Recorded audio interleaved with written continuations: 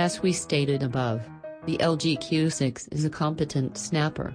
Intimate, well-lit shots tend to come out as you'd hope they would, and selfies pop in both regular and wide-angle presentation.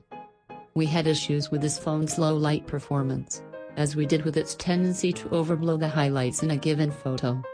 This can make shooting on a sunny or overcast day difficult when usually those are the best days to take photos during. We had a mix of victories and defeats with the Q6. Given its mid-range status, we're delighted that we had more of the former than the latter. Check out the photo album and video sample below. This diorama was already cast in yellow light, and the Q6 did a decent job of picking up the general vibe of the setting, though it took a few tries to not get a blurry result.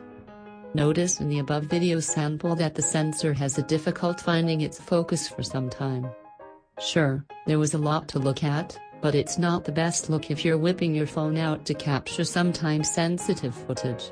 Plus, the steady record feature, which uses electronic image stabilization, EIS, actually results in a more shaky picture, not less.